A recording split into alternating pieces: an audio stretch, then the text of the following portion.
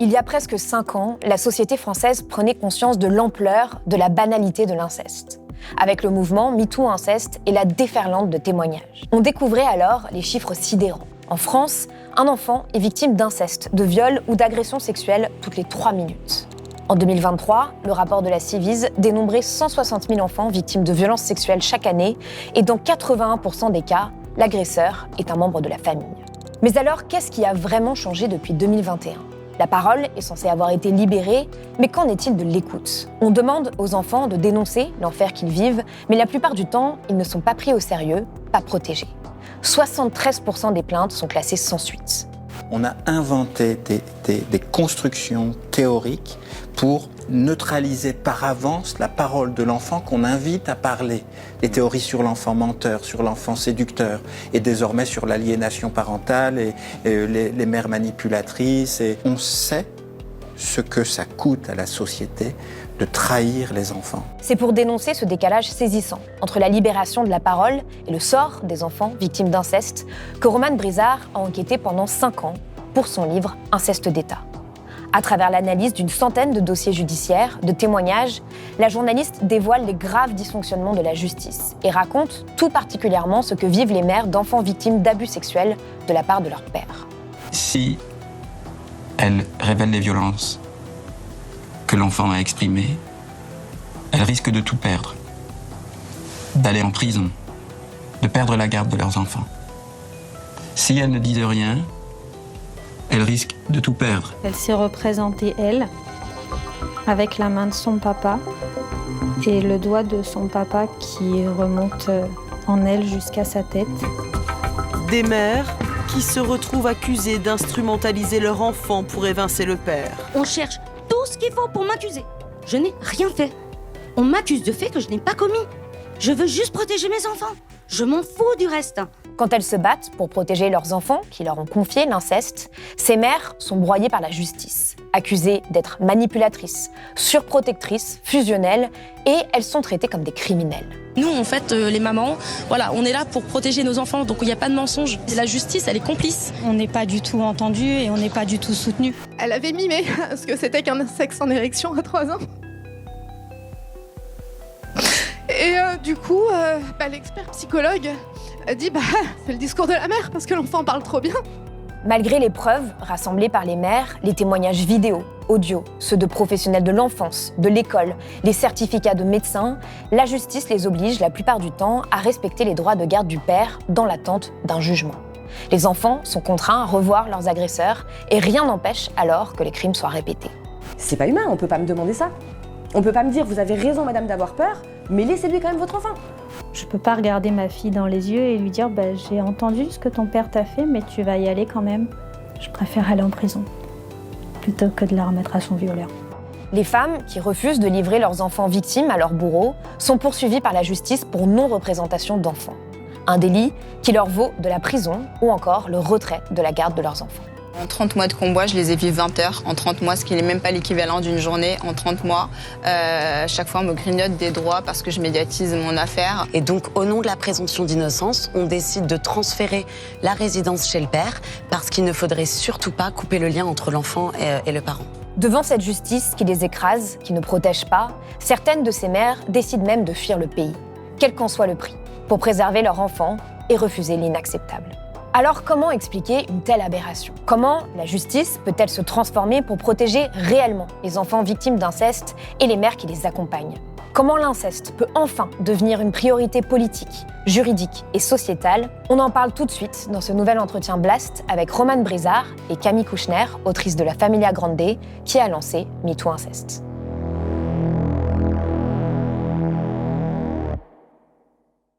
Bonjour à toutes les deux. Bonjour. Merci d'être venues sur le plateau de Blast. Alors, Romane Brizard, vous êtes journaliste d'investigation. Vous avez notamment publié l'enquête des mères en quête de justice dans Society en avril 2021 et la série J'ai enlevé ma fille dans Les Jours en mars 2024. Vous avez réalisé le podcast Mères en cavale, diffusé par Louis Média en octobre 2024 et prix du meilleur podcast 2025 du Grand Prix des médias CB News. Il a été suivi d'une enquête dans Libération, Père incestueux, mère en cavale.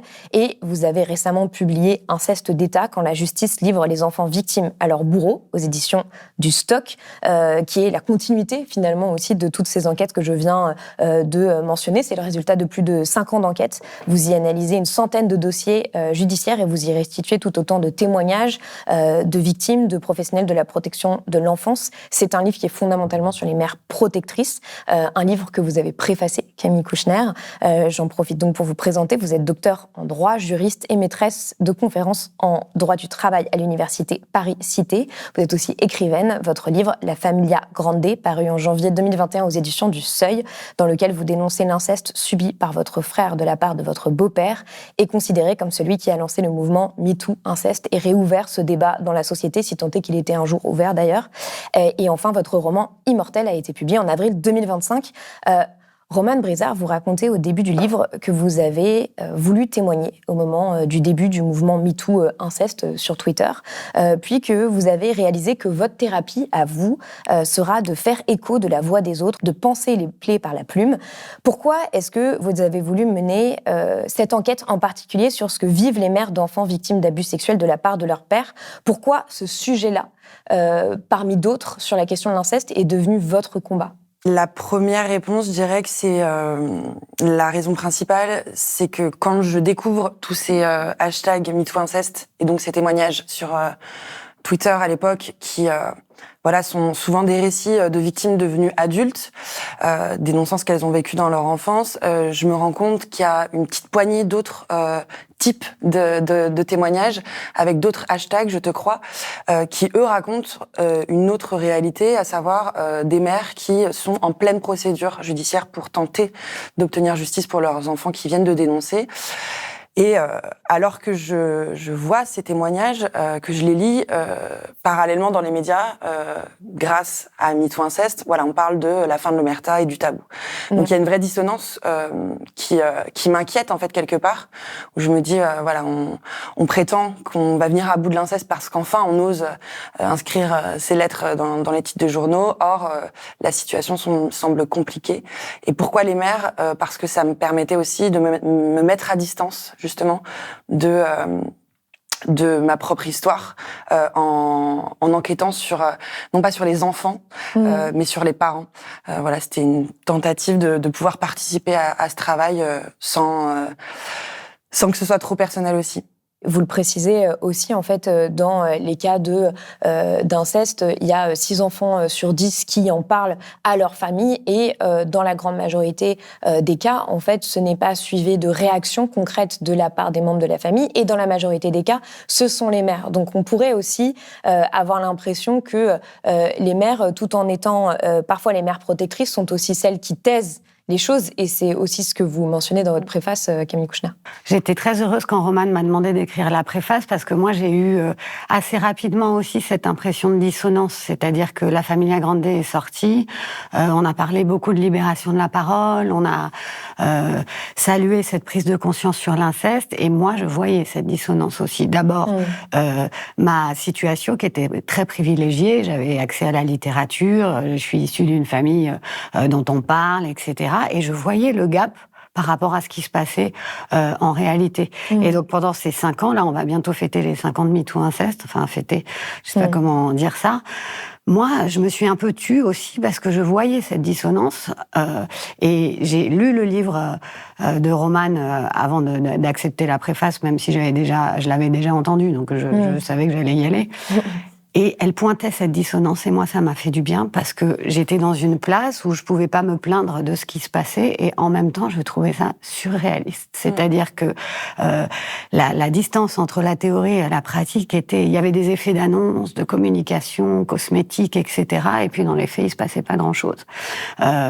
Et puis, donc, j'ai essayé de saisir la question des mères sous un autre angle, sous un angle assez féministe, parce que le livre de Romane, il porte sur les femmes.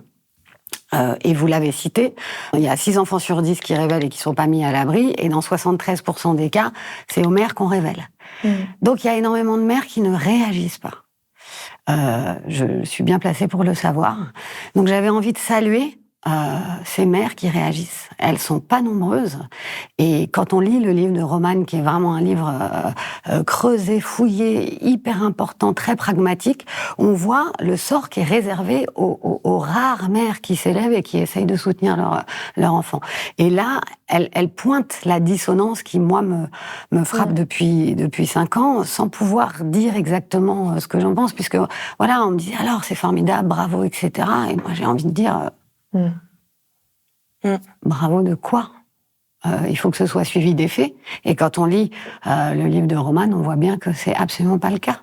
Dans votre préface, vous le soulignez, vous continuez d'être surprise et attristée quand vous rencontrez des lecteurs, des lectrices, ils vous disent toujours la même chose, mais quand même votre mère. Et vous le soulignez, comment se fait-il que les plus lourds reproches pèsent systématiquement sur les mères dès qu'il est question des enfants? Comment expliquer que l'on recherche encore leur responsabilité quand un crime est commis par le père? Voilà, c'est moi j'ai toute la sortie de La Familia Grande, vraiment les remarques qu'on me faisait, c'était et votre mère, c'est toujours la faute des femmes en fait. Donc je disais mais enfin c'est quand même pas elle qui est responsable, elle a sa responsabilité. Je lui en veux de pas avoir su voir, etc. Mais j'ai voulu replacer ça dans un contexte. J'ai essayé de le comprendre. Il y a plusieurs types de mères. Il y a les mères qui réagissent pas du tout et qui sont complices. Il y a les mères incestueuses aussi. Il faut pas essentialiser les choses. Il y a aussi des mères qui se comportent extrêmement mal. Mais bon, c'est à peu près 5% des cas, 4,6 je crois. Donc bon, c'est pas la majorité. Donc il y a les mères qui sont incestueuses. Il y a les mères qui sont neutres. Leur neutralité est complice. Il y a les mères qui disent n'importe quoi et qui ne croient pas leur enfant, qui disent tu dis n'importe quoi. Et puis, il y a les mères qui essayent de s'élever, de lutter et de protéger leur enfant. Moi, c'est ce réflexe contre les mères qui m'a mise très en colère, en fait.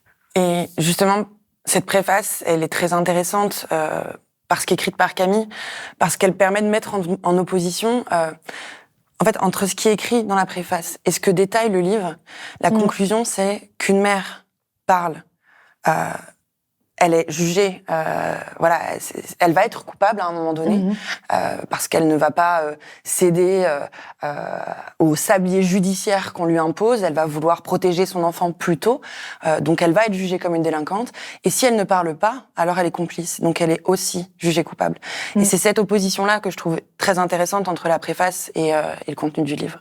Oui, et ce qui est assez frappant, c'est de voir qu'en fait, il n'y a pas exactement de chiffres exacts sur le nombre de femmes qui se sont retrouvées dans la situation à laquelle vous vous intéressez, c'est-à-dire des femmes qui ont essayé de dénoncer l'inceste que leur enfant subissait et dont l'enfant est toujours en contact avec le père, alors qu'il y a eu accusation d'inceste. Vous dites que c'est environ 600 mères qui sont concernées par cette situation, mais on ne sait pas exactement combien finalement vivent ça. C'est 600 mères identifiées.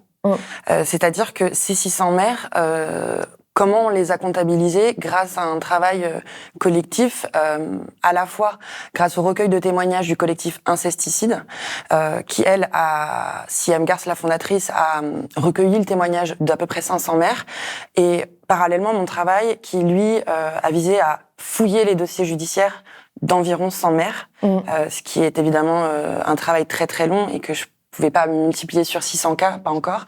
Mais effectivement, je le dis dans le livre, c'est un chiffre que je demande régulièrement au ministère, parce que sans comptabiliser, sans mettre un chiffre et donc un visage aussi sur ces femmes, comme le juge Durand le disait, il faut mettre un visage sur ces enfants, c'est pas seulement un chiffre. C'est important d'essayer de se représenter la peur d'un enfant. Et la peur d'un enfant qui se demande s'il peut faire confiance aux adultes à qui il parle. Et dans mon expérience de juge des enfants, en vous disant cela, j'ai des visages d'enfants. J'ai des visages d'enfants qui me regardaient, qui disaient « mais je pensais que tu étais là pour me protéger ». Avec leurs yeux, j'ai entendu ça, si vous voulez. Et il y a une responsabilité qui est collective, encore une fois, et qui est vraiment une politique publique. Il faut faire pareil pour les mères, pour qu'enfin le sujet soit débattu et qu'on s'intéresse à ces femmes, à ce qu'elles traversent et qu'on analyse les défaillances auxquelles elles font face. Si on les comptabilise pas, alors c'est plus facile de détourner le regard et de les laisser dans l'enfer qu'elles traversent seules, quoi. Surtout que ces 100 cas, ils sont emblématiques en fait de dysfonctionnements très graves de la justice. Donc vous l'avez dit, il y a 100 cas parmi lesquels il y a une trentaine de mères en cavale. Vous l'écrivez, les dossiers se ressemblent tragiquement. Pour justement que les personnes qui nous écoutent comprennent bien, quels sont pour vous les points communs, les invariants entre chacune de ces histoires sur lesquelles vous avez investigué? Ce que montre ce livre, c'est qu'il existe en France une chaîne de défaillances judiciaires terriblement longue quand un enfant dénonce l'inceste. Le premier point commun de tous ces dossiers, c'est la manière dont on auditionne les enfants. C'est le point de départ de toute procédure. C'est grâce à cette audition, si elle est bien faite, que cette procédure va pouvoir perdurer dans le temps, amener à des résultats. Or, cette procédure, elle est souvent tuée dès le départ, car on auditionne très mal les enfants. Il existe non seulement des salles, donc des décors appropriés à l'audition d'enfants, loin de la froideur d'un commissariat lambda, par exemple. Il existe également des protocoles d'audition pour auditionner ces enfants à hauteur d'enfants, justement. On n'auditionne pas pareil un homme cinquantenaire, je sais pas moi, qui pourrait être un voleur, un criminel, qu'un enfant qui vient dénoncer l'inceste. Et pourtant, c'est ce qui se passe en France. On a moins de 600 salles Mélanie en France, donc les salles Mélanie destinées à ces auditions d'enfants. On a environ 2600 policiers et gendarmes formés à l'audition de mineurs. C'est finalement très dérisoire comparé au nombre d'enfants victimes chaque année de violences sexuelles, 160 000. Donc, voilà, ça c'est le premier point de départ. Quand on auditionne mal les enfants, quand on recueille mal leurs paroles, ça devient compliqué par la suite. Le deuxième point commun en termes de défaillance judiciaire, c'est jusqu'à où va l'enquête. La plupart du temps, les enquêtes policières, finalement, se résument à cette audition de l'enfant, à l'audition de son père, de sa mère, et basta. Vous dites que sur les 100 cas que vous avez étudiés, il y a seulement deux enquêtes qui ont été vraiment poussées jusqu'au bout. 2 enquêtes où il y a eu des perquisitions. Et il n'y a pas que les perquisitions qui existent. Toutes les personnes qui rédigent des signalements pour ces enfants, parce que ces enfants ne parlent pas qu'à leur mère, même si souvent ils se tournent en premier lieu vers elle. Ils parlent également à l'école. Ils parlent, mais ils peuvent avoir aussi tout un tas de... par exemple, des comportements masturbatoires pour un enfant de 4 ans, ça dit beaucoup. Des professionnels rédigent des signalements pour dénoncer tout ça. On n'auditionne pas ces professionnels, on ne prend pas au sérieux leur signalement. Ça, c'est le point de départ, effectivement, de ces procédures que j'estime bâclées, parce que pour avoir justement accédé à ces dossiers judiciaires, il existe un faisceau de preuves juste monstre. Contrairement à ce qu'on pense, on a l'impression que l'inceste, c'est tellement difficile à prouver parce qu'il n'existe pas de faits caractérisés comme on dit en justice. Or, il existe tout un tas en tout cas un faisceau de preuves qui nous permettrait de prendre en considération la parole de ces enfants. Et puis juste, si je peux ajouter quelque chose, donc si on se contente de témoignages, c'est un type de preuve, le témoignage. Là, on fait un peu de droit. Il peut y avoir d'autres types de preuves, des preuves matérielles, etc. Si on se contente de témoignages, c'est-à-dire de la parole, bon, très bien, donc l'enfant parle. Pour moi, l'enfant ne dénonce pas. L'enfant dit quelque chose pour que ça s'arrête. Déjà, prendre les choses comme une dénonciation, c'est suspecter que l'enfant veut du mal à son papa. Bon, donc déjà, juste, l'enfant dit quelque chose. C'est un témoignage. Témoignage relayé par la mère, puisque c'est à elle qu'on a déposé la parole. Ce sont des témoignages. Si on se contente de ça, très bien, parce qu'on n'a que ça, très bien. Le problème, c'est qu'il y a une suspicion d'emblée qui pèse sur ces témoignages. C'est pas des témoignages qui sont reçus de manière neutre. Ce sont des témoignages qui sont reçus de manière extrêmement suspecte par la justice, à commencer par les enquêteurs. C'est-à-dire, l'enfant est considéré comme un objet du couple. Il s'agit d'un conflit parental. L'enfant est un objet. Et donc, on essaye de savoir à qui il appartient. Et donc, la mère veut retirer la garde de l'enfant à son père, ou alors les parents sont pas d'accord pour d'autres raisons, ils ont des conflits, et l'enfant devient un enjeu. Et on suspecte, quoi qu'il arrive, la parole de l'enfant, à cause de Gardner, à cause du syndrome d'aliénation parentale, etc. Je pense que Romane va l'expliquer mieux que moi, mais aussi, et je reviens sur l'aspect féministe des choses, la parole des femmes. Voilà. sont les mères. Je rappelle d'ailleurs juste parce qu'on sait sur des cas en particulier que les pères sont coupables de à peu près 33% des crimes d'inceste. Voilà. Et donc les femmes qui rapportent ça, c'est ancestral. Là. On est des hystériques, on est des sorcières, on est des folles. Enfin bon, en veux-tu, en voilà, et qu'on soit mère ou pas. Et donc quand on est mère, en fait, c'est comme si tout le comportement des femmes était forcément en lien avec l'homme.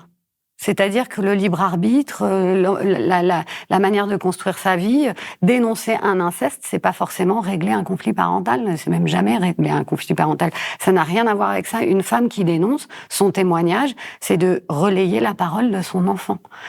C'est pour ça que je reviens sur la restriction des preuves.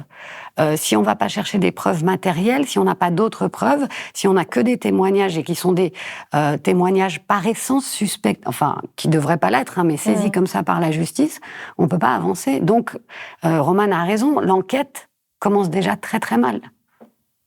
Et d'ailleurs, vous relayez la parole de beaucoup de mères qui parlent de à quel point elles se sentent dans une impasse. Je pense notamment à la lettre à la juge de la mère de Louise qui dit « Si je vais en prison, Louise pourrait-elle être heureuse et bien se développer ? Il n'y a aucune bonne décision, aucune solution. L'institution nous laisse mourir à petit feu. La situation est ubuesque. Je ne suis qu'une maman, voulant vivre paisiblement sans que son enfant subisse de violence, sans qu'elle soit forcée à être séparée de moi. » Je le précise, en fait, ces femmes, elles se retrouvent dans des situations où elles sont plus ou moins hors la loi, parce qu'elles ne veulent pas laisser la garde au père le temps que la justice décide, et certaines sont même contraintes de partir. Ce qu'il se passe, effectivement, c'est que non seulement pendant toute la durée de ces enquêtes, on ne va pas multiplier les actes d'investigation, donc en fait c'est du temps perdu, mais en plus ces enquêtes durent des mois, voire des années. La plupart du temps, c'est à peu près 2 ans. Et pendant ces 2 ans d'enquête, en France, il n'existe pas de mesure de protection automatique de l'enfant. Au contraire, pendant ces 2 ans d'enquête, on va dire à la mère, Madame, laissez les autorités faire leur travail, et pendant ce temps-là, respecter les droits de garde de monsieur, puisque monsieur est présumé innocent. Donc, on voudrait contraindre ces mères à livrer ces enfants à leur père pendant un week-end, pendant une semaine, alors même que ces enfants continuent de dénoncer. Et quand effectivement ces mères s'opposent à ces décisions de justice, ce sont elles alors qui sont jugées délinquantes. La culpabilité s'inverse, elles vont être convoquées en commissariat, on va prendre leurs empreintes, leurs photos, on va les menacer. Attention, si vous continuez, vous risquez gros, à savoir la perte de la garde de votre enfant, qui va être placé à l'aide sociale à l'enfance ou pire parfois chez le père. Plusieurs cas dans ce livre démontrent qu'effectivement des enfants sont actuellement placés chez leur père alors même qu'ils continuent de le dénoncer. C'est aussi des asphyxies financières avec des amendes, c'est aussi la menace de la prison. Pour éviter d'en arriver là, certaines femmes font le choix, et je mets le mot choix entre très très gros guillemets, d'effectivement fuir leur pays. Et quand je dis fuir leur pays, ça veut dire fuir leur famille, fuir leur vie, fuir leur travail, partir sans carte bancaire, sans carte d'identité, partir sans passeport, partir sans téléphone, juste avec leurs enfants, pour une vie de cavale, sans savoir ce qu'elles vont pouvoir faire, à part protéger leurs enfants. Et d'ailleurs, vous le précisez dès la première page, vous avez dû modifier certains noms, dates, lieux pour protéger vos sources, parce que ces femmes seraient mises en danger par des informations précises, parce que certaines sont recherchées par la police. Il y en a même qui figurent sur des listes rouges d'Interpol. C'est quand même assez fou. Et d'ailleurs, certaines de ces femmes, elles sont entrées en contact directement avec vous, et vous avez dû mettre en place des systèmes avec une messagerie, une boîte mail cryptée, supprimer directement chacun des messages reçus une fois que vous aviez les éléments sur votre disque dur, et vous avez dû, quand vous êtes vous-même parti à l'étranger pour rencontrer certaines d'entre elles, comme vous le dites, vous comportez vous aussi en hors-la-loi, ne pas utiliser de carte bleue, prendre 5 itinéraires différents, etc. Enfin, c'est vrai que ça paraît aberrant quand vous le racontez, que vous, en tant que journaliste, vous retrouviez dans cette situation-là, et surtout que ces femmes-là se retrouvent dans ces situations.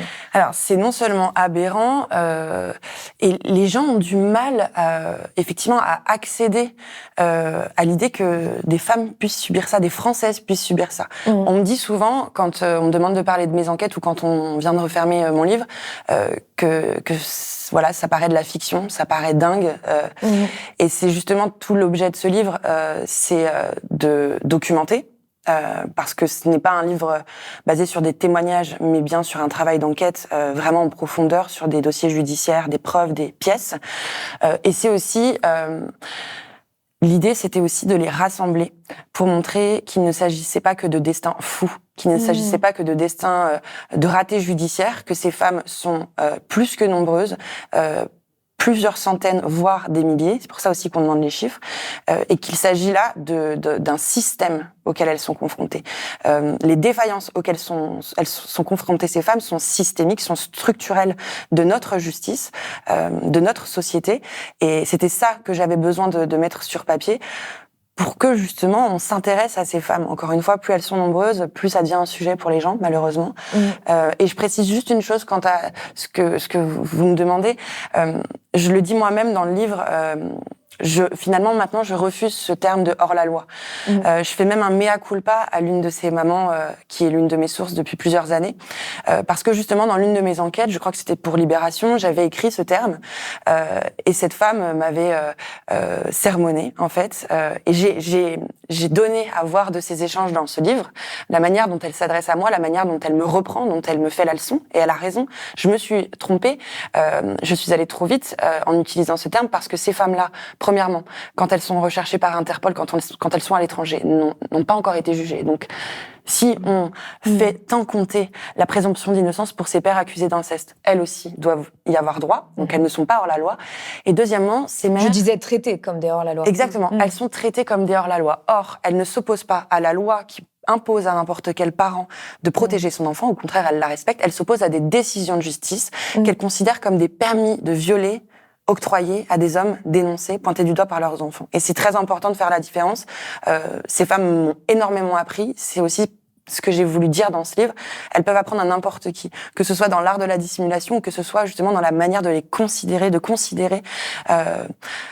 cette place, ce rôle qu'a la femme dans la protection de son enfant, et même si elle doit s'opposer à la justice finalement, en fait. Mais vous vous rendez compte de ce que ça raconte sur les femmes, quoi, et sur les mères? C'est-à-dire que une femme s'oppose à un homme, là en l'occurrence pour protéger son enfant, et on lui retire tous les droits que nous avons gagnés.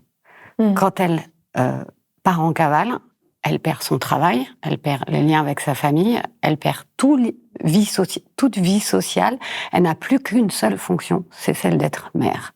Vous vous rendez compte de la régression? C'est à ça que ça mène, en fait. De dire, bon, la femme, forcément, a quelque chose à reprocher à son couple ou au système, etc. On va la punir et elle va redevenir uniquement une mère. Le reste, l'argent, le travail, l'aspiration à une vie sociale normale, etc., c'est terminé. Ou alors il aurait mieux valu qu'elle se taise. C'est ça que ça raconte. Et on le voit aussi, alors dans d'autres proportions, mais dans les cas de divorce pour violence familiale, et pas forcément violence sexuelle. C'est que ce sont souvent les femmes qui se battent pour que le père n'ait pas la garde des enfants, et souvent la justice se retourne contre elles. Oui, et le point commun entre toutes les violences subies et dénoncées par les femmes et aussi les enfants, c'est effectivement... le poids du soupçon. Le premier réflexe de l'autorité judiciaire, qu'il s'agisse d'inceste, mais qu'il s'agisse également de violence conjugale, qu'il s'agisse de viol, c'est la suspicion. C'est ce que vous dit Maître Pauline Rongier, qui est avocate au barreau de Paris, et qui explique que justement, ces cas de femmes broyées par la justice, ce ne sont pas des cas à part, c'est la règle. On observe presque toujours le même scénario. La mère relaie les dénonciations de l'enfant, on la soupçonne immédiatement de l'avoir manipulé. C'est le premier réflexe de l'autorité judiciaire. Ça ne concerne pas que l'inceste. Quand la vague de témoignages aussi qu'on a eu concernant les femmes qui voulaient dénoncer un viol, qui voulaient porter plainte pour viol, voilà, les réflexions sur la taille de la jupe, etc. Ça, c'est un réflexe de suspicion. Et ça existe également dans les violences conjugales. De quoi voulez-vous vous venger? Est-ce que potentiellement vous voulez vous venger de quelque chose? Et ça suit aussi évidemment l'inceste. Donc, et c'est aussi quelque part la conclusion ou du moins la réflexion centrale de ce livre, la chaîne de défaillance judiciaire dont on a parlé plus tôt, le manque de moyens, le manque de temps, le manque de formation de tous ces acteurs judiciaires n'est pas la cause de l'impunité de l'inceste. C'est la conséquence, et c'est véritablement très important de poser ce mot-là, la conséquence au contraire de notre tolérance implicite envers la domination masculine sur le corps des femmes et des enfants.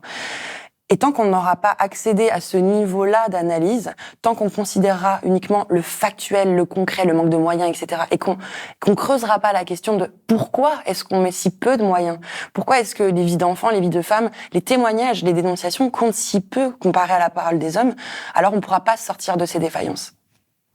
C'est ce que dit Dorothée Ducy très très bien dans le berceau des dominations, et aussi là elle a écrit un article très très clair dans Théorie féministe, qui est un ouvrage dirigé par Camille Freud-Vaumétry, où elle dit ça, elle dit l'inceste c'est un élément clé de la reconduction des rapports de domination.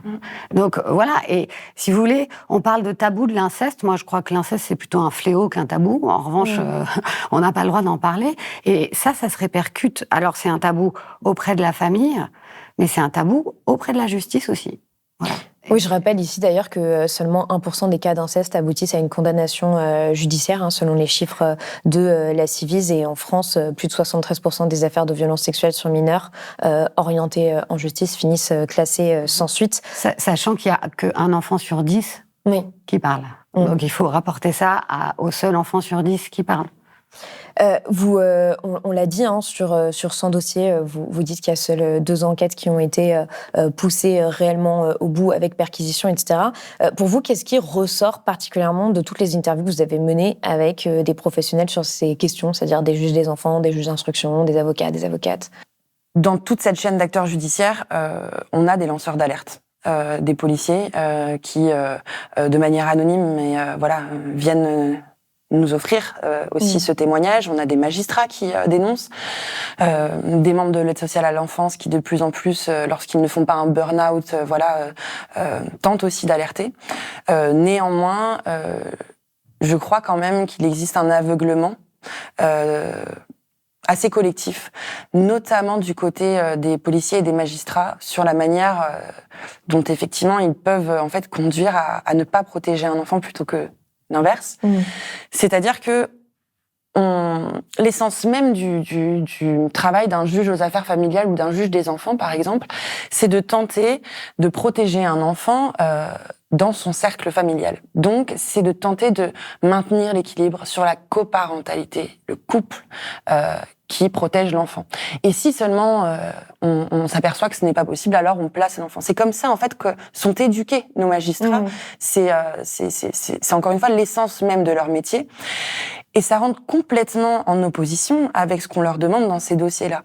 À savoir, justement, suspendre le lien avec le père, même si le pénal n'a pas parlé, même si monsieur n'est pas condamné, pour protéger la parole de cet enfant. Beaucoup de magistrats ont du mal à accéder à ça. Beaucoup de magistrats fonctionnent encore sur cette idée de la coparentalité à tout prix et de fait ne demandent pas cette suspension des liens pendant la durée de l'enquête. Et c'est précisément aussi la conclusion du livre, c'est notre rapport à tous, dans la société comme dans la magistrature, au rôle du père. On a parlé de la violence des pères violents physiquement à leurs enfants. Est-ce qu'un père violent peut être un bon père ? J'ai l'impression, la sensation que sur ces questions-là, on a un peu ouvert le dialogue et qu'on s'est un peu positionné en tant que société française. En matière d'inceste, ça n'est pas le cas encore. Le doute persiste tellement. On a si peur de supprimer ce lien, de suspendre ce lien avec le père. Que du coup on ne fait rien. Or, on a beaucoup moins mal de le faire avec la mère. C'est-à-dire que un père, on va lui autoriser effectivement des week-ends, des visites avec ses enfants, alors même que cela dénonce l'inceste. Une mère qui s'oppose à ces visites-là, ce qui va se passer pour elle, avant le placement des enfants, c'est la mise en place de visites médiatisées. Nombre de femmes que je connais, qui sont dans ce livre, qui aujourd'hui n'ont le droit de voir leurs enfants que 2 heures par semaine, 2 heures toutes les 2 semaines, parce qu'elles ont refusé cette décision de justice. On n'a pas de mal à mettre ses enfants, à suspendre le lien maternel. En revanche, le lien paternel, c'est beaucoup plus difficile, et ça montre encore une fois cette idée de domination masculine, de la place du père dans notre société, et du manque de courage qu'on a à interroger cette place du père. du père et de la famille, en fait, de la famille construite à partir de l'hégémonie du père. Et en fait, dans ce que Romane rapporte dans son livre, moi je suis maîtresse de conférences en droit, je vois à peu près ce qui se passe. Ce qui me fait de la peine un peu, c'est que toutes ces procédures ne sont pas claires, en fait. C'est normal. Le droit, nul n'est censé ignorer la loi, n'empêche que personne la connaît. Donc il faut rappeler les choses. Dans ces procédures-là, on a le juge pénal qui va juger de l'existence de l'inceste ou pas. Je résume. On a le rôle du juge aux affaires familiales qui, lui, va appliquer le droit civil et non pas le droit pénal, et qui, à mon sens, c'est pour ça que je rebondis, a tendance à favoriser la famille, ce lien, cette coparentalité, etc., cette vision. Alors qu'il a un rôle majeur puisqu'il doit statuer sur la garde des enfants. Exactement, le pater familias à tout prix, etc. Et d'ailleurs, c'est, alors, dans d'autres circonstances, mais c'est l'histoire de Lies Loufoque, qui a été, qui a subi des déplacements tout le temps, alors qu'il était très bien dans une famille d'accueil, et comme on voulait le laisser avec sa mère, enfin bon, bref. Donc on a le juge pénal d'un côté, qui va décider si oui ou non il y a inceste. Après énormément de temps, ça prend du temps, ces investigations. À côté de ça, il y a le juge aux affaires familiales qui va décider de l'autorité parentale et du droit de visite et d'hébergement. C'est deux choses différentes. On peut aménager le droit de visite et d'hébergement tout en gardant l'autorité parentale au père ou à la mère. Et à côté de ça encore, il y a le juge des enfants. Si jamais il y a une urgence à prendre pour protéger le mineur, c'est lui qui va être saisi. Et en fait, on a 3 juges qui ne se parlent pas. Donc là, en 2004, il y a une loi qui a été passée sur, c'était demandé par la Civise, sur la suspension de l'autorité parentale et du droit de visite et d'hébergement dès qu'il y a poursuite au pénal. Donc, celui qui va suspendre l'autorité parentale, c'est le JAF, c'est le juge aux affaires familiales. Dès qu'il y a poursuite, ou alors dès qu'il y a mise en examen. Mais avant qu'on en arrive aux poursuites, ça veut dire que le procureur dit il faut poursuivre, et l'enquête préliminaire, elle peut durer très très longtemps. Et avant qu'on en arrive à une mise en examen, c'est beaucoup de temps. Et puis surtout, cette loi de 2024, c'était une avancée puisque la suspension est possible, mais c'est jusqu'à décision contraire du juge aux affaires familiales. Donc, le juge aux affaires familiales, qui n'aurait pas parlé au procureur ou au juge pénal, et qui n'est pas au courant du dossier, peut très bien dire « bah non, il y a un papa, c'est normal de voir son papa et sa maman ». Et c'est ça qui se passe, en fait. C'est ça que tu racontes dans ton livre. Alors qu'on a des endroits, le Canada, l'Espagne, la Suède, etc., où il n'y a qu'une seule audition et où les juges se parlent. Et le dossier est traité de manière unitaire, unique. En France, là, franchement, on a... Ouais, donc le système judiciaire français pourrait s'inspirer justement de ces exemples étrangers. Simplement, pour remettre ça dans aussi ce que vivent les enfants dans ces moments-là. Je vous ai entendu dire récemment dans une interview que un enfant remis entre les bras de son père incesteur vivait un traumatisme comparable à des personnes qui avaient été victimes d'attentats terroristes. Est-ce que vous pouvez l'expliquer et expliquer d'où vient justement cette comparaison-là ? L'inceste est déjà évidemment un traumatisme difficilement en fait définissable tant il est fort, il est puissant, il est destructeur. Alors quand un enfant, alors qu'il a vu les spots publicitaires à la télé qui lui disaient on vous croit, ose parler et qu'on lui dit c'est bien maintenant tu as parlé mais tu vas continuer à voir papa, c'est une double violence complètement en fait c'est ubuesque. Un adulte ne peut pas comprendre ça. Alors comment un enfant pourrait le comprendre ?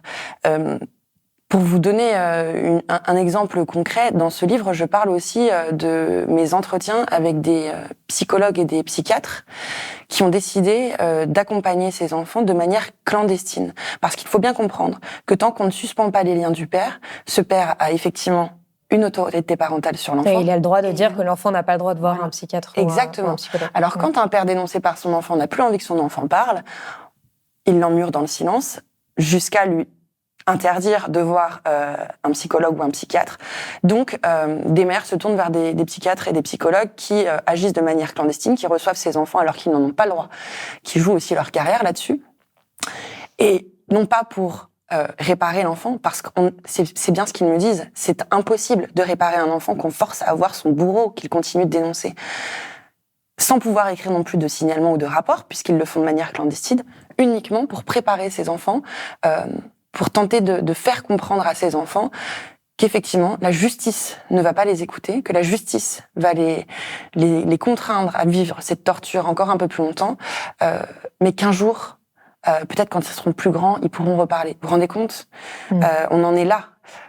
Donc effectivement, c'est des violences qui sont... c'est pas moi qui le dis, cette comparaison avec les attentats, ce sont les professionnels qui effectivement comparent le traumatisme de l'inceste à ceux vécus par des victimes d'attentats. Et il faut bien comprendre qu'en plus de ça, en plus de la tragédie des violences sexuelles sur l'enfant, mais aussi sur la mère qui se rend compte que l'homme qu'elle a aimé a touché son enfant, ensuite viennent les violences institutionnelles, les violences judiciaires, la victimisation secondaire. Et il faut de plus en plus parler aussi de ces termes-là, qu'on n'est pas assez souvent en avant. Parce que c'est ce que me disent mes sources, les enfants comme les mères, je sais pas ce qui fait le plus mal. D'avoir subi l'inceste ou de devoir faire face à cette justice qui voudrait m'obliger à continuer à vivre cette terreur, quoi. Ça, et qui vous prend pour une folle. Et qui vous prend pour une folle. Un menteur pour l'enfant, une manipulatrice pour la mère. Alors justement, c'est l'inversion de la culpabilité qui ressort dans la plupart des dossiers que vous citez. Il y a un sujet que j'aimerais creuser avec vous, qu'on avait aussi évoqué avec le juge Édouard Durand quand je l'avais reçu il y a 2 ans sur Blast. Et vous l'analysez dans le livre, c'est le fameux syndrome d'aliénation parentale qui a été inventé par le docteur Richard Gardner dans les années 80, qui n'a absolument aucun fondement scientifique et qui continue pourtant d'influencer très fortement la justice française. Et pour le résumer rapidement, mais peut-être que vous le ferez mieux que moi, c'est l'idée que en fait, les mères manipuleraient les enfants pour les monter contre leur père, et c'est ce qui expliquerait la plupart des accusations d'inceste qui, de ce fait, seraient infondées. Exactement. Selon les recherches de Richard Gardner, pro-pédophilie, il faut le dire aussi, il a écrit beaucoup de livres où il ne se cache pas de cet aspect-là, enfin de cette vision du monde qu'il a. Comment ne pourrait-on pas succomber à la peau des enfants, étant donné qu'elle est aussi douce que celle des femmes, par exemple? Juste une petite citation.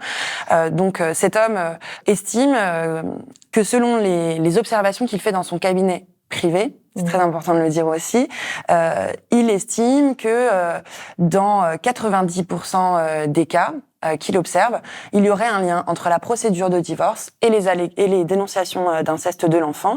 Et selon lui, ce 90%, ce serait 90% de mères manipulatrices.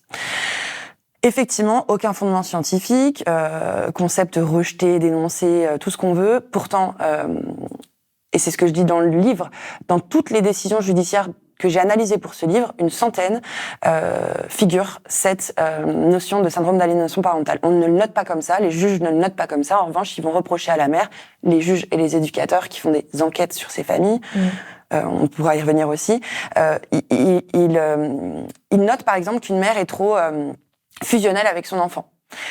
Et que de ce fait-là, on peut interroger les dénonciations de l'enfant. On note aussi qu'une mère est trop aliénante, instrumentaliste, qu'une mère est trop fait un pont entre ce qu'elle a elle-même vécu, si elle a été victime d'inceste ou de violence conjugale, et peut-être le transpose sur son enfant. Ça existe dans tous les dossiers judiciaires actuellement, et c'est aussi très important de le dire. Les magistrats ont été biberonnés à cette coparentalité, mais aussi au syndrome d'aliénation parentale, puisque jusqu'à très récemment, à l'École nationale de la magistrature, intervenaient différents hommes, là encore, pro-SAP, notamment... Donc SAP, syndrome d'aliénation parentale, pardon, je précise. Exactement. Et on éduquait les magistrats qui siègent aujourd'hui dans nos tribunaux à ce syndrome d'aliénation parentale. Alors que c'est rejeté. Alors que Madame Rossignol, je crois que c'était en 2016, a demandé son interdiction en France.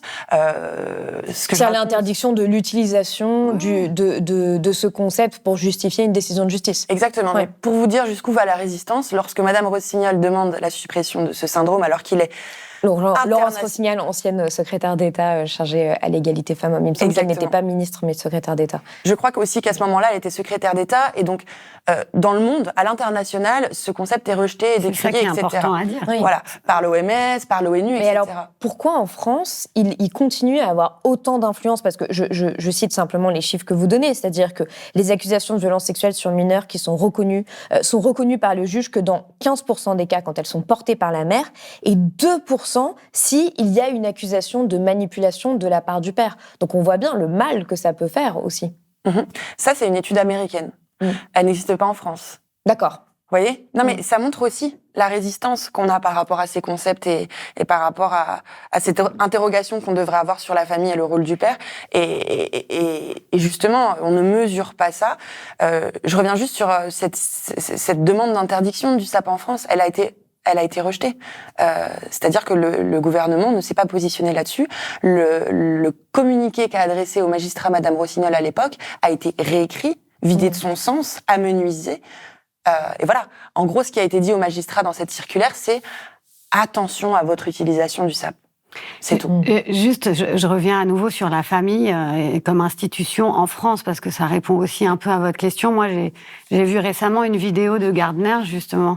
De Richard Gardner. De Richard Gardner, où on lui pose la question, que faut-il dire à un enfant qui rapporte l'inceste et il répond, faut donner une claque à l'enfant et lui dire, tu respectes ton père. I don't believe you. I'm going to beat you for saying it. Don't you ever talk that way again about your father. She subscribes to the rule, believe the children. Children never lie. Well, everybody knows children lie. C'est la consigne qu'il donne aux mères. Voilà, et donc on en revient un peu à ce que je disais sur le civil et le pénal, le code civil qui institue cette famille avec le pater familias, le patriarche, etc.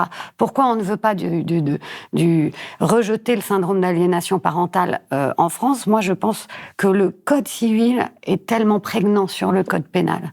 C'est-à-dire que l'inceste est considéré comme une interdiction liée à l'interdiction à mariage. C'est vraiment comme ça que Lévi-Strauss l'avait analysé. Et comme ça, c'est Rose Lamy qui parle du bon père de famille. C'est une notion qu'on a en droit depuis longtemps, cette notion de bon père de famille. Vous allez le trouver dans le Code Napoléon de 1804, on parle du Code civil. Et le Code pénal qui est à côté devrait avoir une autre logique.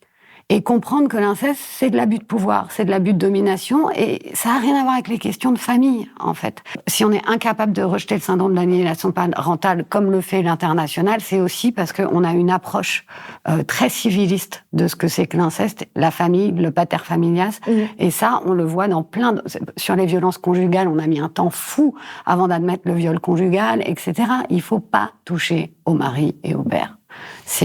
On est en 2025.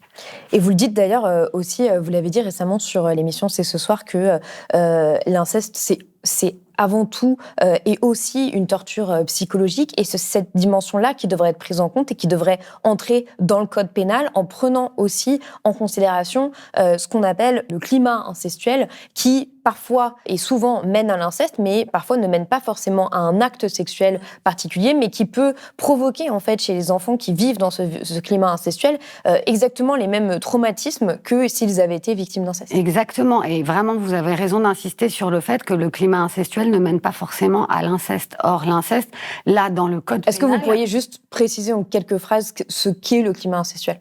Le climat incestuel, il commence par empêcher l'enfant de penser par lui-même, faire de l'enfant un objet. Alors, ça passe par une espèce de terreur liée à des choses sexuelles. Que l'enfant n'est absolument pas à même de comprendre, c'est pas son âge. Et ça institue cette terreur, ça institue cette domination et cette réification de l'enfant. Et en fait, on trouve, j'ai donné l'exemple du harcèlement sexuel et environnemental, mais on trouve les mêmes réflexions sur les questions de contrôle coercitif qui sont en train d'avancer un peu dans la loi pour les adultes, entre adultes, c'est-à-dire dans le couple, le contrôle coercitif de l'homme sur la femme. Ça a été avancé un peu politiquement là, et puis finalement ce contrôle coercitif, la définition du contrôle coercitif a été réintégrée dans la notion de harcèlement. Donc vous voyez, on fait des petites avancées, des demandes, et puis hop, on recule. Oui, alors qu'en plus, le climat incestuel, c'est très insidieux. Ça peut aussi passer par exemple, dormir toutes les nuits avec son enfant, lui poser des questions complètement déplacées sur son intimité. Tout à fait, raconter sa propre intimité raconter sexuelle. beaucoup, parler de sa vie sexuelle à son enfant, etc. Exactement. Alors, je peux vous en donner des exemples et des exemples. Après, j'essaie de pas trop rentrer dans les détails parce que je trouve ça sordide. Mais ce qui est sûr, c'est que ça instille. En fait, dans le contrôle coercitif, la femme est un objet. Dans le climat incestuel, l'enfant est un objet. Voilà. Et sur ces deux points-là, on n'avance pas. J'en profite pour dire quand même quelque chose. L'inceste, encore aujourd'hui, n'est pas une infraction à part dans le code pénal. Toujours pas. On a ouvert en 2021 une nouvelle section où on comprend l'inceste, mais à l'intérieur de cette section, vous trouvez le viol incestueux et l'agression sexuelle incestueuse. Mais c'est tout. Le climat incestuel, pas du tout. Un régime juridique propre à l'inceste n'existe pas dans le code pénal. Donc, on avance, mais on avance. On en revient à cette dissonance. Moi, là, au moment de la sortie de mon livre, j'étais mais arrêtez de vous réjouir, parce que vraiment. Donc, ce qui a été très bien en avril 2021, la loi qui a suivi, ça a été de dire présomption de non-consentement jusqu'à 18 ans. Mais vous voyez, on en revient à ça, et c'est Christine Angot qui le disait bien. C'est une histoire d'abus de pouvoir qui n'est pas prise en considération. Elle dit, dans Voyage dans l'Est, à 26 ans, ça m'arrive encore. C'est mon père. Ça devrait être interdit par la loi. C'est un abus de pouvoir, même à 26 ans. C'est pas une histoire de mésalliance. C'est pas une histoire... Et c'est pas qu'une histoire d'âge aussi. Exactement. Voilà. D'ailleurs, justement, en filigrane, c'est aussi la parole des enfants, la place des enfants dans notre société qui devient le sujet de votre livre. Et on ne peut s'empêcher de se demander comment est-ce qu'on peut expliquer que des enregistrements vidéo, audio de leurs témoignages qui ont été recueillis par leur mère, des témoignages de médecins, comme vous l'avez dit aussi, des témoignages de professionnels de l'enfance, des personnes de leurs écoles, etc., à qui ils ont parlé, et bien que tous ces témoignages réunis qui relaient la parole de l'enfant, et bien soient aussi souvent ignorés ou balayés. Pire qu'ignorés, en fait, ils sont retournés contre les victimes elles-mêmes. La plupart de ces enregistrements dont vous parlez, ce sont des femmes qui, donc, quand ces enquêtes patinent, vont se dire « Moi, il faut que je trouve un moyen de protéger mon enfant. Donc, si la police, si les autorités ne cherchent pas de preuves, je vais leur en apporter. » Ce que font de plus en plus de mères, c'est qu'elles cousent des mouchards dans les doudous de leurs enfants, par exemple, pour tenter de capturer l'horreur, en fait, qu'elles tentent de dénoncer, qu'elles hurlent aux autorités toutes les semaines. Et ce qui est terrible, c'est que ces violences-là s'enregistrent. J'ai dû écouter des heures d'enregistrement d'enfants qui hurlent, qui demandent, qui supplient que ça s'arrête, et derrière la voix d'un homme qui insiste pour faire ce massage. Ça, ce sont des enregistrements qui sont emmenés aux autorités. Et ce qu'on dit à ces femmes à ce moment-là, c'est « Ceci, madame, est la preuve de votre acharnement contre monsieur ». Pourquoi vous parlez aussi même d'un enregistrement vidéo d'une petite fille qui voit une chipolata et qui explique comment son père a essayé de la violer en comparant la chipolata à son sexe, etc. Pas que essayer de la violer, Hein. Exactement. Elle dit elle compare. En fait, elle est juste en train de... Parce que c'est une enfant, et c'est une enfant qui est maintenue dans le silence et dans le jeu par son père. Ce dossier-là, il est vraiment symptomatique de ça.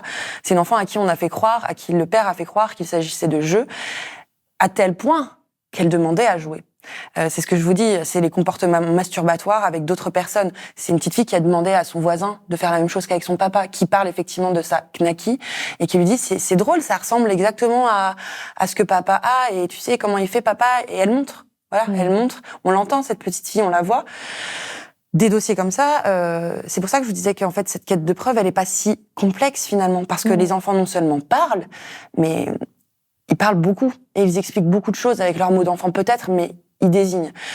Ils peuvent faire aussi des dessins très très alarmants. Le nombre de dessins que j'ai avec des formes phalliques, par exemple, du jour au lendemain, un enfant qui se met à dessiner un pénis. Et ça, c'est pareil. Ça va être quasiment moqué par les autorités en disant à ces femmes, Madame, franchement, vous y voyez absolument l'inceste, mais pourquoi ? En fait, pourquoi vous y voyez l'inceste ? Nous, ça nous alerte pas plus. Effectivement, non seulement la parole, mais les preuves ne sont pas prises au sérieux quand il s'agit d'enfants. Oui, et vous le dites aussi que ce qui ressort souvent, c'est l'infraction insuffisamment caractérisée. Et ce que va chercher avant tout la justice, c'est des traces corporelles, en fait, ou de l'ADN ou autre, alors que la plupart du temps, les traces flagrantes, elles ont disparu au moment de l'examen parce que les examens sont réalisés parfois des semaines ou des mois après la dénonciation de l'inceste. Complètement. En fait, la primauté du corps sur la parole, elle est visible dans tous ces dossiers. Effectivement, on va chercher des fissures, et pas n'importe quelle fissure, puisque la plupart des enfants ont des lésions ou des fissures. Simplement, si elles ne sont pas assez conséquentes, on va dire que ça pourrait être tout autre chose. Pareil pour les inflammations, les irritations. Voilà. Pardon, je te coupe 2 secondes, mais c'est pour ça que j'insiste sur l'incestuel, quoi, sur le climat incestuel qui devrait être un délit en tant que tel, parce que attendre la fissure, enfin c'est vraiment c'est terrible d'entendre ça. Et donc, oui, mais si en même temps, comment apporter la preuve d'un climat incestuel? Je sais pas. Si vous avez 112 photos des enfants à poil, c'est ça. Dans mon roman Immortel, c'est ça que j'essaye de raconter, c'est le climat incestuel. Et alors oui, ça n'arrive pas jusqu'au pire, mais est-ce qu'on doit attendre le pire? Là, ce que tu racontes, Romane, c'est ça, c'est-à-dire, est-ce qu'il y a une fissure? Et encore, s'il y a une fissure, il peut se l'être fait d'une autre manière. Enfin, c'est quand même incroyable, quoi. Donc, dans ce climat incestuel, il pourrait y avoir tout un faisceau d'indices qui déjà permettent à la mère de garder la garde de l'enfant avant d'arriver au crime. Ce serait de la prévention, en fait. Et surtout, quel risque on veut prendre? C'est ça que je comprends toujours pas depuis 5 ans. Au pire, on se trompe. On retire l'enfant, c'est le père qui vient dans un lieu médiatisé. Et on retire l'enfant pendant 6 mois, 1 an, le temps d'être sûr. Mais il vaut mieux se tromper dans ce sens-là, plutôt oui, que mais se certaines tromper à personnes vous l'inverse, diraient ce serait très difficile pour ces pères qui ne pourraient pas être en contact avec leurs enfants s'ils sont accusés à tort. Mais ça devrait être très difficile pour les pères s'il y a suspicion d'inceste, que la mère soit dans cet état-là, que l'enfant raconte un truc pareil, et s'il était père, il permettrait ce temps-là pour que les choses se posent, pour que tout le monde se parle, pour que tout le monde aille chez le psy, etc. Je crois que c'est ça, être père, en fait. Juste pour revenir sur cette quête de preuves, en fait, il y a un paradoxe énorme entre, effectivement, la place qu'on va donner à ces examens médico-légaux, où il faut à tout prix trouver quelque chose, parce que sinon, en fait, la suite de la procédure ne suit pas, et la recherche de preuves qui n'est pas faite par les autorités. Donc, en fait, vraiment, moi, la plupart de ces dossiers de justice, c'est des dossiers vides de preuves. Non pas celles apportées par les enfants et par les mères, mais celles recherchées par les autorités. On dit, voilà, le dossier médical est vide, donc on va pas effectivement travailler sur tout cet entourage, auditionner, tenter de comprendre, aller faire des perquisitions. Non, on va pas systématiser ça, alors même qu'on nous demande d'apporter une avalanche de preuves. C'est quand même complètement paradoxal. Et en plus, ça incombe à la mère, au final. Et quand les enfants sont auditionnés, ils sont aussi souvent tournés au ridicule. Vous le disiez, il y a trop peu de professionnels qui sont formés pour réellement auditionner un enfant dans les bonnes conditions. Vous donnez notamment l'exemple d'une audition de Anouk, 9 ans, par un policier qui a été filmé et dans lequel il lui parle ainsi. Tu sais, Anouk, je vais te dire un truc, ça ne va pas te plaire, je te le dis tout de suite. En fait, nous, on est policiers, d'accord? On n'est pas psychologue, on n'est pas là pour écouter des histoires qui sortent de la tête d'une petite fille. Moi, dans ce que tu racontes, je peux déjà te le dire, il y a plein de mensonges, plein d'inventions. Et à la fin, elle lâche, je suis nulle, je vais mourir. Ouais. Il y a 2 problèmes là-dedans. La première chose, c'est que cet officier-là, ils étaient 2 lors de cette audition, j'ai pu la voir. C'est une des rares auditions dont j'ai récupéré la vidéo. Ces policiers n'étaient pas formés à l'audition d'enfants. Évidemment, quand on comprend très bien avec l'extrait que vous venez de lire, comment pourrait-il l'être? C'est d'une violence inouïe. Il faut savoir que ces paroles, elles s'accompagnent de gestes d'un policier qui tape sur la table, qui s'approche de l'enfant, qui la ridiculise, qui la moque, alors même qu'elle est en pleine crise d'angoisse, qu'elle se tord sur sa chaise. La mère de cet enfant a dénoncé cette audition, a demandé au défenseur des droits de s'en saisir. Il lui a été rétorqué que effectivement qu'effectivement cet officier n'était pas formé à l'époque des faits, mais qu'on voyait pas le problème. Mais est-ce que vous pensez que c'est un cas isolé, ça, justement, après votre travail? C'est absolument pas un cas isolé. C'est ce que je disais, il y a que 2600 personnes formées à l'audition de mineurs. La plupart des enfants qu'on accueille dans des commissariats, si la personne formée n'est pas là, c'est le collègue qui n'est pas formé qui prend la suite. Et le deuxième problème de cet entretien, et c'est très important de le dire aussi, c'est le contrôle de ces officiers. Parce que même s'ils sont formés, il ne faut pas qu'ils aient tous les droits et toutes les libertés. Cet enregistrement n'a pas été transcrit tel qu'il a été vécu dans le procès-verbal de l'audition. C'est-à-dire que moi, quand je compare la vidéo que je regarde de cet enfant en train de se faire auditionner et que je lis le procès-verbal, je me rends compte que ces officiers ont édulcoré la violence de leurs propos. Et le contrôle, c'est aussi une affaire de magistrature, parce que donc les auditions, les convocations de ces mères, de ces enfants, la plupart du temps en présence du père, auprès des magistrats du civil, en attendant la réponse du pénal, ce sont des auditions et des entretiens qui se font dans le huis clos judiciaire. Il y a personne. Le magistrat est libre de faire ce qu'il veut, de s'adresser aux personnes comme il le veut. Et ça, c'est terrible pour les mères, parce qu'elles n'ont pas le pouvoir à part leurs paroles. Elles n'ont rien pour dénoncer aussi ce qui se passe dans ces bureaux-là. Il n'y a pas de contrôle, il n'y a aucun contrôle. Et il n'y a pas de moyen justement de pouvoir a posteriori savoir ce qui s'est passé parce que ce n'est pas forcément enregistré ou autre. C'est pour ça que je vous dis de plus en plus de mères. Moi, depuis que j'ai commencé mes investigations, de nombreuses victimes ont compris le sens de mon travail et que je me spécialisais sur la question. Des messages de mères, j'en ai plus d'une dizaine toutes les semaines. Donc ça commence à faire énormément de femmes. Et elles se reconnaissent entre elles, elles lisent les enquêtes que j'écris, elles lisent les livres, et de plus en plus, elles font toutes la même chose. Elles enregistrent toutes. Donc elles arrivent vers moi en me disant « S'il vous plaît, prenez le temps juste de regarder mon dossier judiciaire pour voir ce que vous pourriez faire. » Et c'est pas seulement le dossier judiciaire que je prends. C'est des heures et des heures et des heures d'enregistrement. Mais qui, pour une journaliste d'investigation, sont très précieuses parce qu'effectivement, en fait, elles n'ont rien d'autre pour dénoncer ce qu'elles vivent dans ce huis clos judiciaire. Oui, et elles se font, en fait, d'une certaine manière, le relais du travail de la justice en faisant tout ça. Et c'est ce que vous faites aussi, d'une certaine manière, en dénonçant et en essayant de montrer tous les endroits où il n'y a plus de lien, où il y a des défaillances. Camille Kochner, vous dénoncez aussi, vous, dans la préface, l'indigence des politiques publiques en faveur des enfants incestés. Vous écrivez « Malgré une large prise de conscience de notre société, l'État, lui, persiste à inventer des figures de monstres isolés plutôt que d'interroger le système qui permet à l'inceste de perdurer.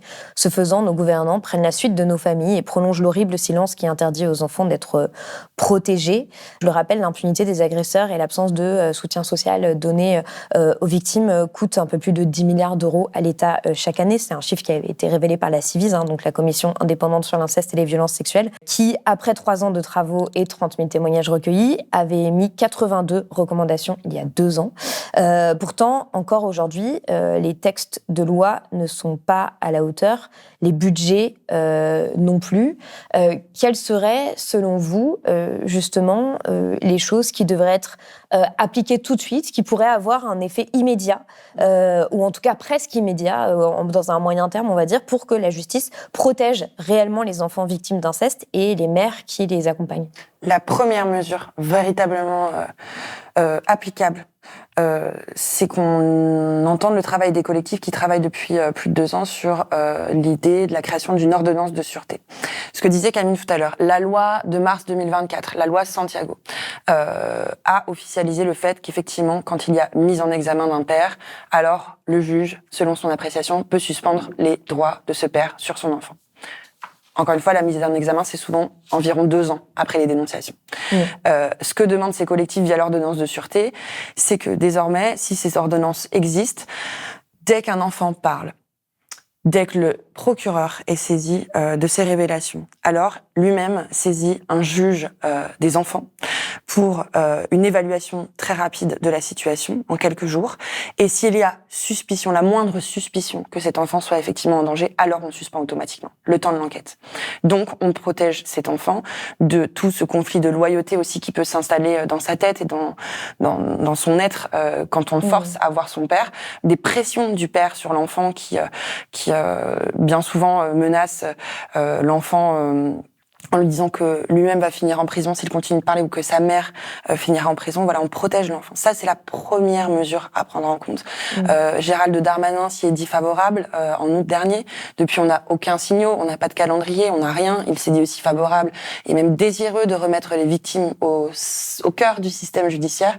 Maintenant, il faut passer au concret, quoi. Parce qu'effectivement, cette mesure, comme toutes celles de la Civis, ça fait 2 ans qu'elles sont sur le plateau et dans le livre, j'actualise toutes les données judiciaires en matière de justice et d'inceste. Et notamment, j'actualise les données de la Civis. Sur les 82 recommandations de la Civis, il n'y en a que 23 officiellement appliquées. 23. Sachant que pour le reste du travail, la Civis est censée travailler bénévolement avec 1 million de budget aujourd'hui contre 4 millions de budget en 2023. Enfin, en fait, on ne donne absolument pas les moyens. Il n'y a aucun effort politique, aucun choix politique pour donner les moyens à ceux qui véritablement voudraient que les choses changent, de travailler en ce sens-là. Moi, j'allais vous répondre, faut changer de gouvernement. Voilà. Et ouais, si je peux juste, non mais en fait c'est très important parce que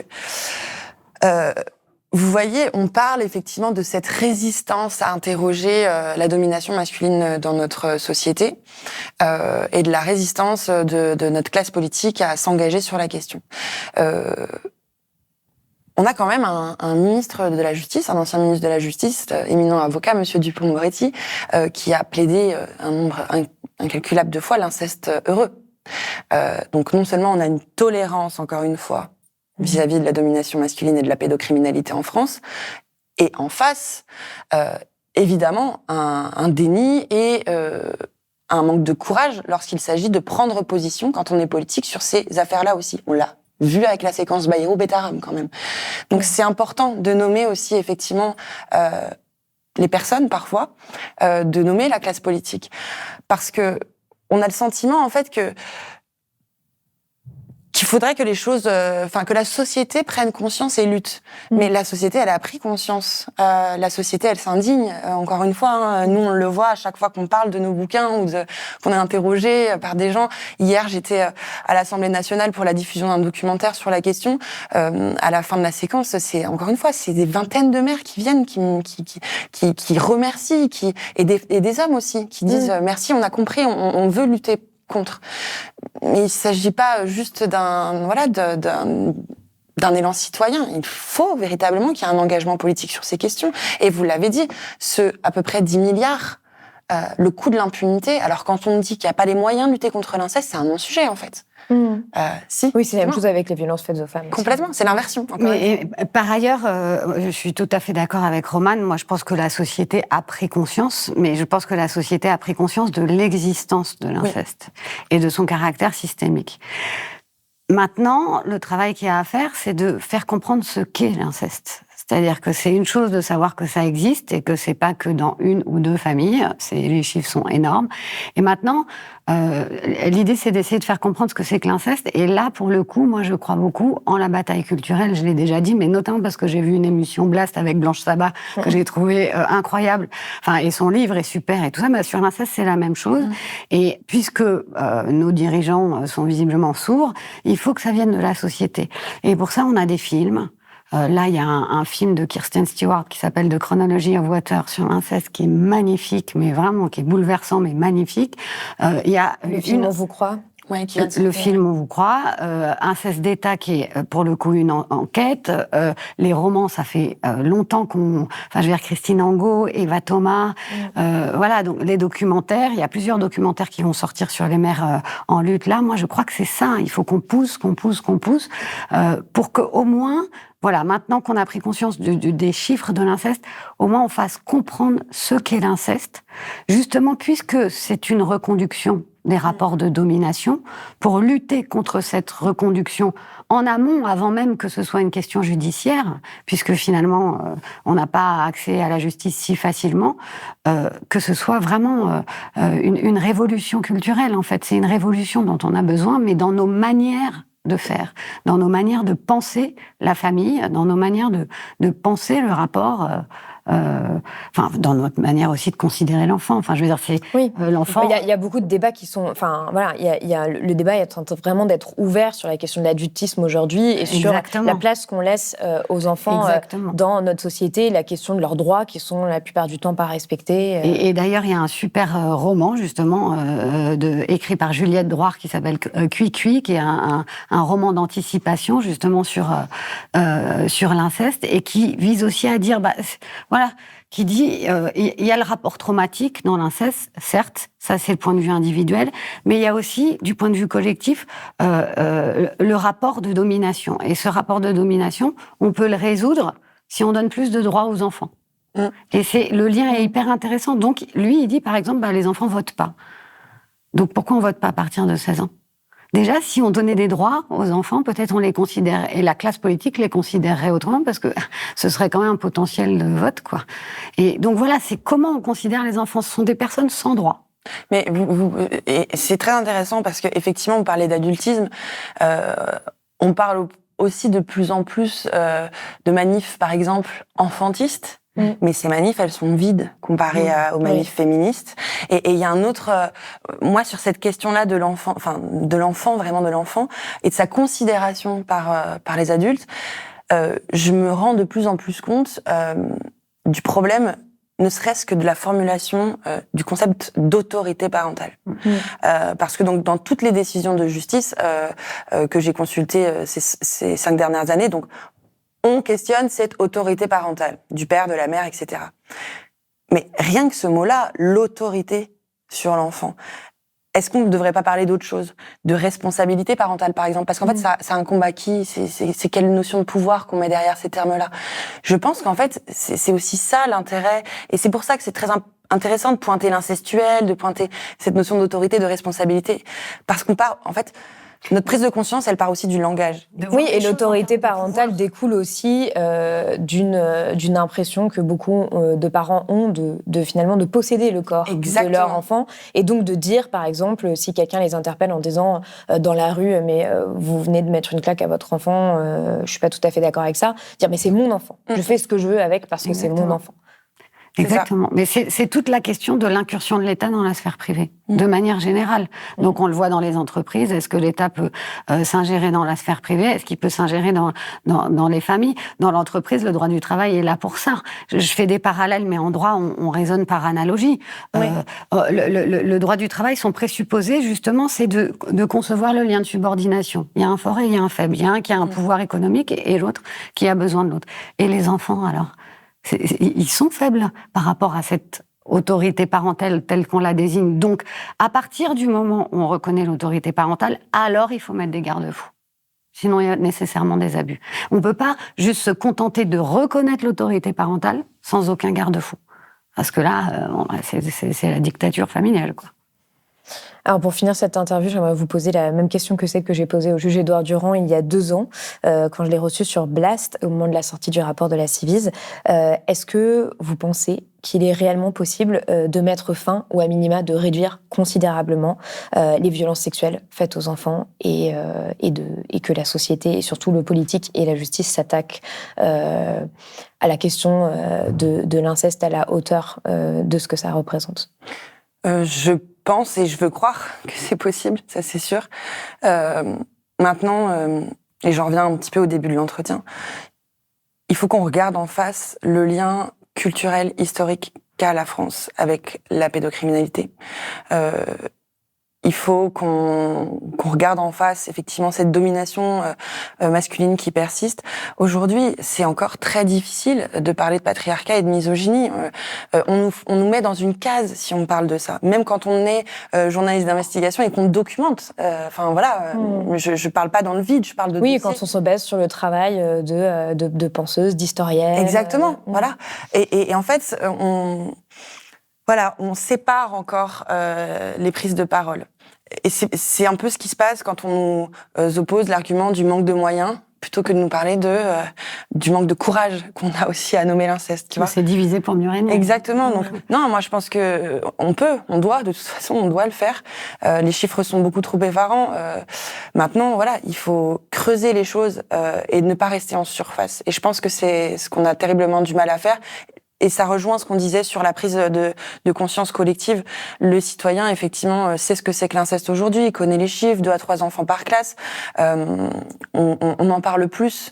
Maintenant, pour pouvoir agir et pour pouvoir convaincre d'agir, il faut s'intéresser aux angles morts de l'inceste. Il faut aller plus loin, il faut se documenter, il faut faire un travail. Tu le disais l'autre jour c'est ce soir, mettre les mains dedans, en fait. Il faut véritablement avoir des outils pour pouvoir dénoncer et prétendre à des réformes.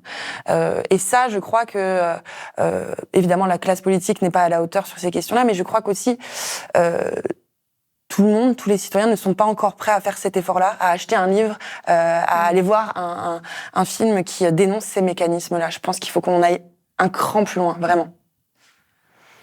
Moi, je souscris à tout ce que dit Romane, mais quand même, je suis la plus vieille de ce plateau et j'ai foi en votre génération. C'est-à-dire que vous vous rendez pas compte de ce que c'est. Quand moi j'ai 50 ans, on a grandi, élevé par des boomers et on a subi tout ça. Là, moi, je vous vois vous lever, quoi. Et donc, j'ai un peu cet espoir-là, mais je pense que ça vient de la société civile, de la prise de conscience. Je pense que vous avez compris des choses que la génération d'au-dessus de moi ne comprendra jamais. Et bientôt, ce sera vous qui serez au pouvoir. Et ce sera super. Donc, vous n'attendez plus rien des politiques ou de l'institution judiciaire? Étant donné le contexte politique actuel, rien du tout. Mais rien du tout. On n'a aucun interlocuteur. À qui s'adresser, franchement. Là, 2027 arrive, tout est une catastrophe. Moi, je suis la première à attendre que quelqu'un se réveille. Et je serai là et j'en demande, je demande pas mieux. Mais là, alors évidemment, moi, je suis pas du tout dans le tous pourri. Il y a quelques personnalités qui me donnent de l'espoir. Le problème, c'est qu'elles n'ont pas accès au pouvoir pour l'instant. Donc, il faut les aider à avoir. Et pour vous, ces personnalités pourraient, par exemple, dans le cadre d'une campagne présidentielle, mettre le sujet de l'inceste sur la table, en parler, avoir un réel programme là-dessus. Enfin, c'est vrai que c'est assez fou de se dire que, par exemple, on n'attend pas de candidat ou de candidate à l'élection présidentielle d'avoir un plan d'action face à l'inceste. Non, mais ça correspond à la domination masculine, ça correspond c'est un élément clé. Donc, si on a, et il y en a des politiques féministes, qui ont ce programme-là. Et souvent en lien avec l'écologie. Vous parliez d'appropriation tout à l'heure, c'est un comportement avec les uns et les autres, et avec la Terre aussi, c'est une manière d'être. Bon, elles sont là. Maintenant, évidemment, pour elles, c'est très difficile d'avoir accès au pouvoir. Je vais vous donner un exemple concret, parce qu'en fait, j'en ai un. Pour répondre à votre question, il y a une PPR, une proposition de résolution qui a été déposée par un député qui s'appelle Christian Baptiste, un socialiste. PPR qui demande l'ouverture d'une nouvelle commission d'enquête sur l'inceste, plus précise que la Civise, qui brassait quand même large autour des violences sexuelles et de l'inceste. Cette demande de commission d'enquête, elle ciblerait le traitement judiciaire de l'inceste, donc vraiment tout ce dont on parle depuis tout à l'heure, et le traitement des parents protecteurs. Encore une fois, tout ce dont on parle. Cet homme-là a été sollicité depuis des mois par Siem Garce, qui est la fondatrice du collectif Incesticide. C'est elle qui a convaincu cet homme de déposer cette PPR. C'est elle aussi qui a fait tout un travail de mailing, quasiment du harcèlement tous les jours, aux députés, pour obtenir des signatures. 70 co-signatures de la PPR à ce stade.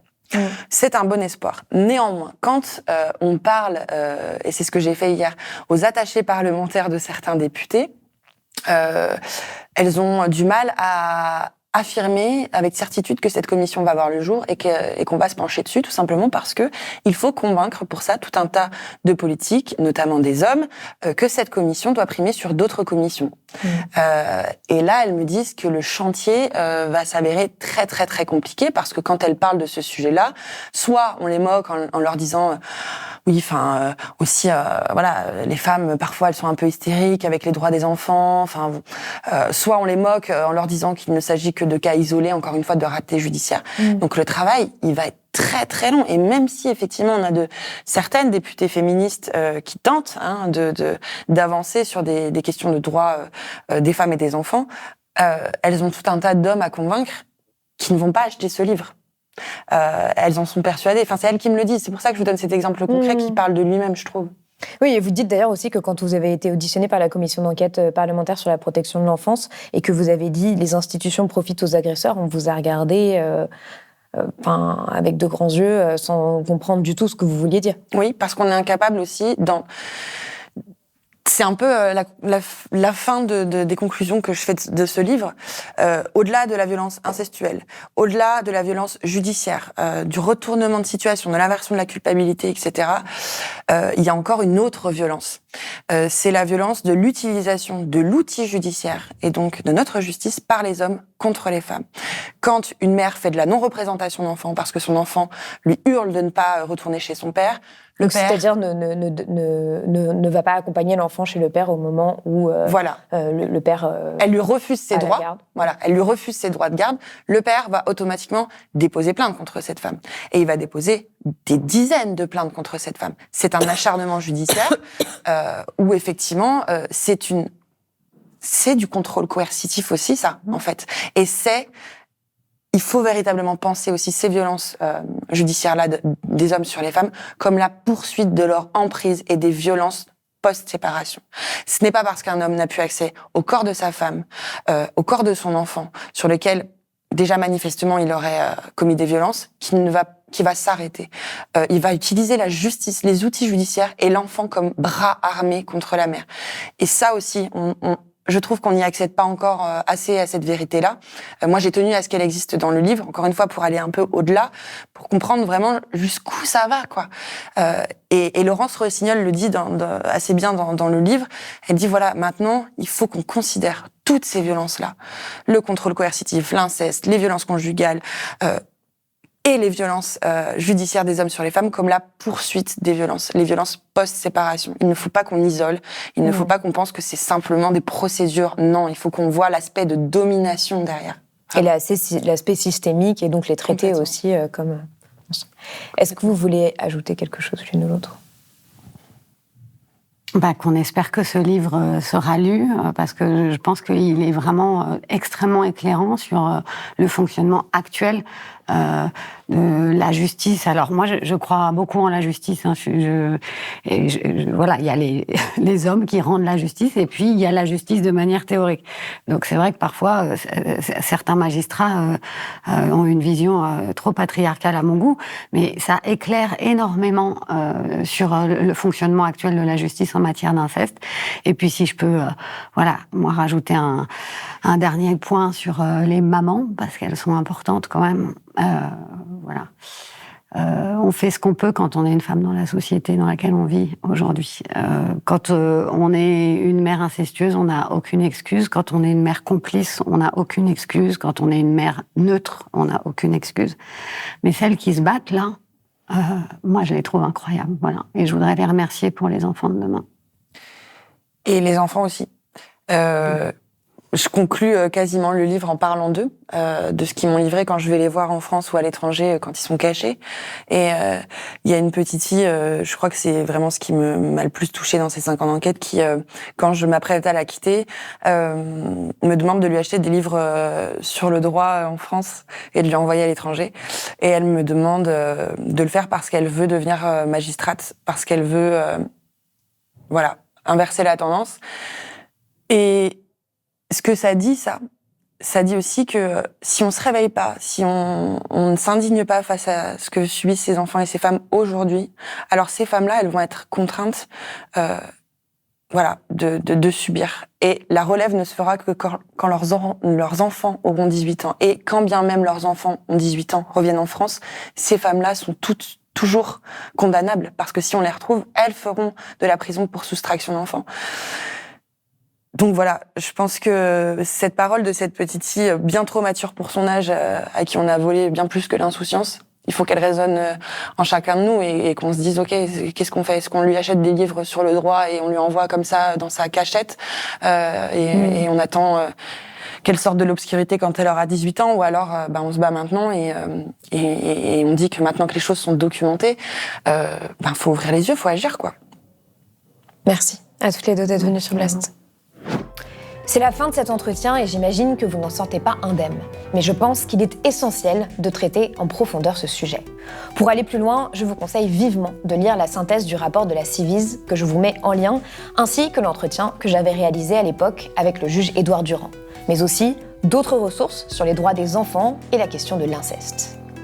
Je ne le fais que rarement, mais je vous invite vraiment à partager cet entretien et ces documents autour de vous, pour ouvrir des discussions, faire bouger les lignes, pour réellement protéger les enfants.